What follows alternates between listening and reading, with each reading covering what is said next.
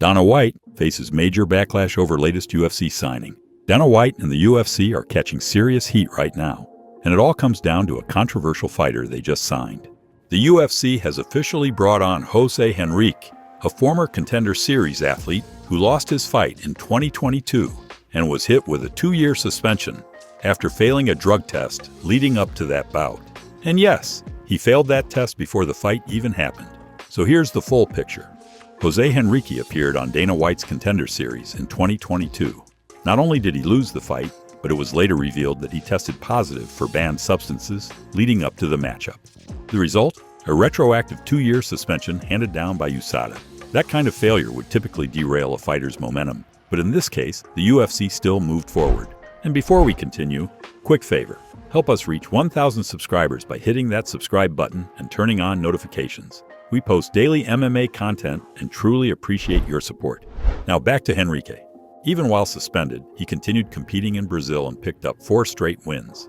According to journalist Alex Bahunin, Henrique's recent streak and the expiration of his suspension opened the door for the UFC to sign him. But what's sparking the outrage is the fact that this isn't even the first time they signed him. The UFC reportedly brought him in last year, back in March 2023, despite his previous loss. But just before he could officially debut, he tested positive once again, this time for Nandrolone, a powerful synthetic anabolic steroid that mimics testosterone. It's commonly used to build muscle mass, improve recovery, and give fighters a physical edge. Clearly not something that should be allowed in competition. As you'd expect, this news didn't sit well with fans, or many in the MMA community. People quickly took to social media to call out the UFC and Dana White directly for the decision. One fan wrote, Henrique originally signed with the UFC in March of 2023, but received the retroactive 2-year suspension from USADA for a positive test out of competition. It expired only a month ago, LOL.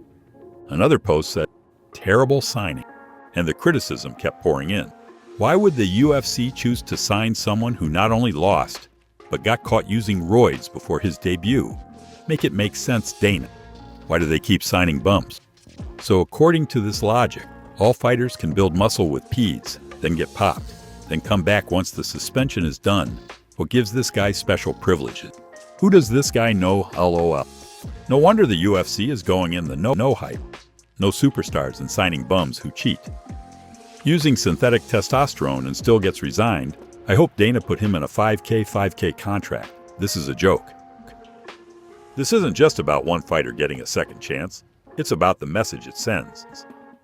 The backlash isn't focused solely on Henrique. It's directed at what many see as the UFC ignoring its own standards when it comes to PED violations. If a fighter can lose, get caught using performance-enhancing drugs, serve a suspension, and still end up with a UFC contract, it raises serious questions about the promotion's priorities. A lot of fans feel like it undermines the integrity of the sport. Others believe it sets a dangerous precedent, where as long as you can win a few fights overseas, even after getting caught cheating, the UFC will still consider you.